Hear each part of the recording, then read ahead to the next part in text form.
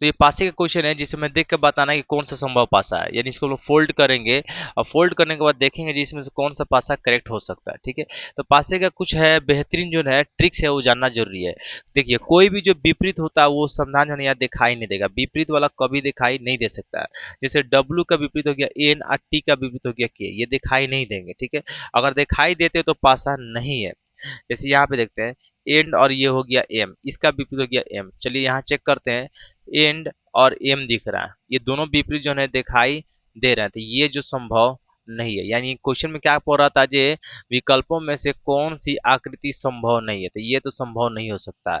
और देख लेते हैं क्या किसी का और विपरीत है, तो अगर एम ही देख ले यहाँ पे एम, यहाँ एम, एम का विपरीत होना चाहिए एंड, नहीं दिख रहा है, ये ठीक है। उसके बाद और देख लेते हैं एन, और एन पहले देख लेते हैं यहाँ क्या एन, एन का विपरीत होना चाहिए डब्लू, नहीं है, ठीक है। यहाँ चेक करते हैं, यहाँ क्या डब्लू बता रहा है, डब्लू का विपरीत होना चाहिए एन, ठीक है। यानी सिर्फ यही एक ऑप्शन है जो विपरीत वाला दिखाई दे दिया है, और दिखाई दे देने की वजह से ये जो है संभव पासा नहीं हो सकता है। ठीक है, तो चलिए अब नेक्स्ट क्वेश्चन चलते हैं। तो क्वेश्चन कह रहा है यदि जोड़ और गुना को आपस में बदल दिया जाए, यानी जहां जोड़ होगा उसको गुना कर देगा, जहां गुना होगा उसको जोड़ कर देंगे। तो चलिए इसको उतार लेते हैं और बदलते चलते हैं। गुना है तो इसको कर देंगे जोड़, और ये जोड़ है तो इसको कर देंगे गुना। अब आगे पढ़ते हैं, कह रहे तथा भागा, सॉरी भागा नहीं है, घटाव है, तथा घटाव और भागा को आपस में बदल दिया जाए। यानी भागा होगा तो उसे घटाव कर देंगे, घटाव होगा तो उसे भाग कर देंगे। तो यहाँ भागा पे है तो इसको हम लोग कर देंगे घटाव 156, यहाँ घटाव तो इसको कर देंगे भागा। तो कर देने के बाद बोल रहा है तो निम्नलिखित समीकरण में क्वेश्चन मार्क के स्थान पर क्या होंगे, यानी इसका हमें वैल्यू ज्ञात करना है। तो चलिए ज्ञात करते हैं। बोर्डमास का रूल तो आपको पता ही होगा, सबसे पहले भागा करते हैं। क्या करते हैं? भागा। तो चलिए भाग करेंगे, तो ये हो जाएगा 2 छक 12, यह हो गया 2 सत्ते 14 और 2 अठे हो गया 16। अभी भी कटेगा 2 तिहाई, ऐसे नहीं 6 के पार से कटाएंगे। ठीक है, तो 6 एकम 6, 6 एकम 6, 6 तिरका हो गया 18। तो 35 जोड़ 16 गुने 3 माइनस हो जाएगा 13। बोर्डमास का रूल तो आपको पता है, जो सबसे पहले भागा होता है। अब भागा के बाद हो जाएगा गुना, तब गुना के बाद जोड़, जोड़ के बाद घटाओ। तो गुना यहाँ पर है तो इसको गुना कर देंगे, 35 जोड़ 16 3 जा 48, यानी 16 तिहाई हो जाएगा 48, घटा हो गया 13। उसके बाद करेंगे हम लोग जोड़, जोड़ करेंगे तो 8 5 हो गया 13 के 3, हाथ में 1 4 3 7 1 हो गया 8, घटा हो गया 13। उसके बाद लास्ट में करेंगे घटाओ, तो घटा देंगे, 3 में से 3 घटेगा 0, 8 में से घटेगा हो गया 7, यानी 70। चेक करते हैं ऑप्शन में दिया है कि नहीं दिया है। तो बहुत ही ज्यादा ये आसान क्वेश्चन था। ठीक है, तो चलिए नेक्स्ट चलते हैं। तो क्वेश्चन कह रहा है शब्द काउंटेड के प्रत्येक अक्षर को अंग्रेजी वर्णमाला के क्रम में व्यवस्थित किया जाता है। तो पहले इसको लिख लेते हैं, काउंटेड COUNTED। ठीक है, अंग्रेजी वर्णमाला यानी लेटर वाइज लेटर्स, कौन सा लेटर पहले आता है उसके बाद कौन सा था, उसके बाद कौन सा था, उसके अनुसार हमें व्यवस्थित करना है।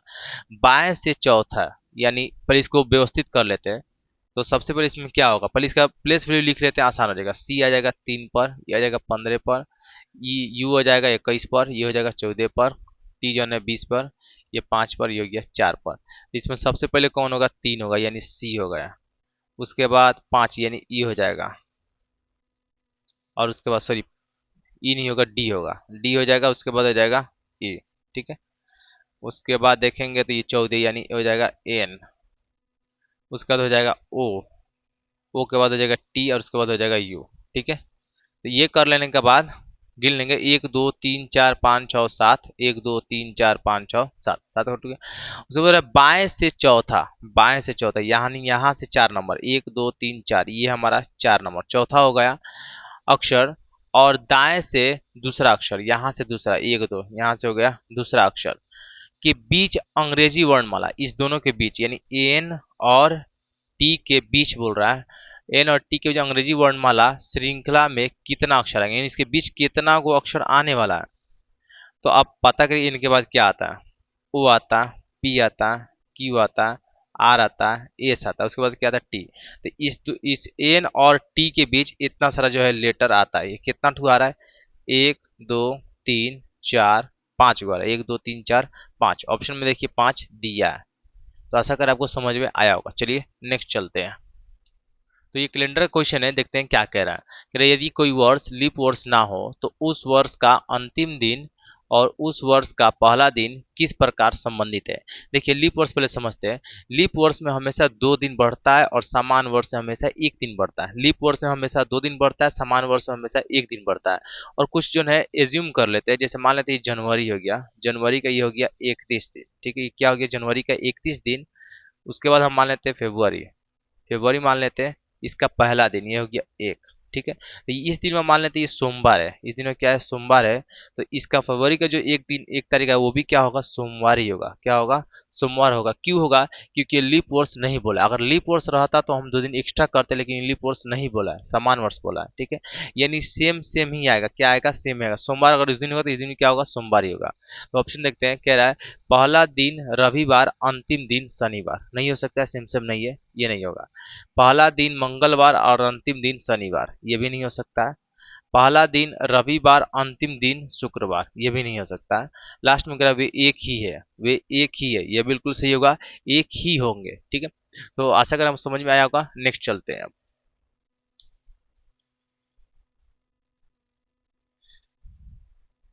तो नेक्स्ट क्वेश्चन कह रहा है 5 छात्र PQRST, 5 छात्र PQRST केंद्र की ओर मुंह करके एक वृत्त में बैठे हैं। ये बना लेते हैं हम लोग, ये वृत्त, और ये बनाते हैं केंद्र, केंद्र की ओर ये मुंह करके बैठे हुए हैं। 5 छात्र हैं, लेकिन कैसे बैठे हैं आगे पढ़ते हैं। कह रहा है PQ के ठीक दाई ओर बैठा है, यानी यहाँ पे कोई P है, यहाँ जो है P, Q के ठीक दाई ओर ये है Q, P जो है Q के ठीक दाई ओर बैठा है, ठीक है। उसका कह रहा है आर पी, आर जो है P और S के बीच में है, आर जो है P और S के बीच में है, आर यहाँ पर होगा, क्यों, आर P और S के बीच में बोला है, ठीक है। आर जो है P और S के बीच में है, तो T के ठीक बाई और कौन बैठेगा। T मान लेते हैं कि इधर भी यहाँ मान लेते हैं T है, ठीक है। तो T के ठीक बाई ओर अगर हम इधर से देखें तो बाई हमारा कौन होगा, ये होगा, इस तरफ हमारा बाई होगा, इस तरफ क्या होगा बाई होगा, तो क्या आएगा हमारा एस आएगा। ऑप्शन में चेक करते हैं एस है कि नहीं है, दिया है, ठीक है। चलिए अब नेक्स्ट चलते हैं।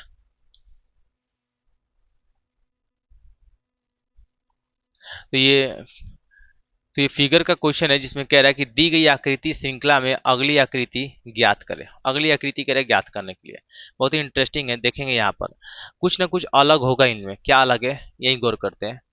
तो देखिए ये जो है पहला ऐसे जन दे रहा है, क्या दे रहा है ऐसे दे रहा है, और ठीक इसके बाद जब हम देख रहे हैं तो वो भी ऐसे ही दिख रहा है, ठीक है। यानी जाहिर सी बात इसके बाद जो भी आएगा वो भी ऐसे ही आएगा, क्या आएगा ऐसे ही आएगा। तो चेक कर लेते हैं ऐसे किस किस में है, एक इसमें है और एक इसमें है, तो ये दोनों तो खत्म है, नहीं हो सकते, ठीक है। अब इसमें कुछ कॉमन देख लेते हैं, क्या है स्टार है, स्टार के बाद जो है ये एरो दिया है, स्टार के बाद एरो है, स्टार है उसके बाद एरो है, फिर उसके बाद एरो हो गया स्टार हो गया। देखिए ये सीधा करा उल्टा करा, तो फिर क्या किया सीधा किया फिर उल्टा किया, समझ में आ रहा है। Star arrow, arrow star, star arrow, arrow star, तो यानी यहाँ पे हो जाएगा फिर से एरो, फिर यहाँ पे हो जाएगा स्टार। यानी हम एरो और स्टार देखना चाहिए, पहले एरो तब होना चाहिए स्टार। देखिए इसमें एरो है पहले उसके बाद स्टार, तो इसमें स्टार एरो ई नहीं हो सकता, ऑप्शन नंबर ए इसका करेक्ट होगा। बहुत ही ज़्यादा आसान था, ठीक है। चलिए नेक्स्ट चलते हैं अब, नेक्स्ट में क्या कह रहा, नेक्स्ट में जो है त्रिभुज का क्वेश्चन है। तो नेक्स्ट क्वेश्चन कह रहा है कि दी गई आकृति में कितने त्रिभुज है, इसमें कितना को त्रिभुज हो सकता है काउंट करना। तो चलिए काउंट करते हैं, उससे पहले कुछ मेथड समझते हैं क्या होता है। और जब भी आपको ऐसा त्रिभुज दिखे, और जब भी आपको ऐसा त्रिभुज दिखे समझिए उसके अंदर कितना त्रिभुज बन रहा है, 3 ठो बन रहा है। जब भी आपको ऐसा आकृति दिखे तो क्वेश्चन कह रहा है कि दी गई आकृति में कितने त्रिभुज है, तो इस आकृति में टोटल कितने त्रिभुज है। चलिए उससे पहले एक चीज समझते हैं, जब भी आपको ऐसा आकृति दिख जाए, जब भी आपको अगर ऐसा आकृति दिख जाए तो समझिए इसके अंदर 3 ठो त्रिभुज बन रहा है, इसके अंदर कितना त्रिभुज बन रहा है 3 ठो, ठीक है। तो चेक करते हैं, देखिए ये ऐसे गया, ऐसे गया, ऐसे गया, ठीक है, और बड़ा वाला में, ठीक है। तो यहाँ कितना बना 3 बना, फिर ये छोटा वाला में जाते हैं, ये ऐसे जाएंगे, ऐसे जाएंगे, ऐसे जाएंगे, फिर एक बीच में हो गया, तो यहाँ भी बन गया 3 गो, तो 3 3 क्या हो गया 6, इसमें टोटल का टोटल कितना बना 6 बना। तो ये सेम इसमें भी है, तो इसमें भी कितना बनेगा 6 ही बनेगा, ठीक है। और यहाँ हमें दिख रहा है सिर्फ एक, तो 6 गो, और यहाँ हो गया 7 गो, मतलब ये एक होगा, क्या होगा यहाँ एक होगा। तो टोटल काउंट कर लेते हैं, 6 6 हो गया 12, 12 एक हो गया 13, तो इसमें टोटल जो है 13 त्रिभुज बन रहा है, क्योंकि ऑप्शन नंबर ए इसका करेक्ट होगा। तो चेक कर लेते हैं और आगे है कि नहीं, नहीं है, यानी यहीं पे ये कंप्लीट हो गया।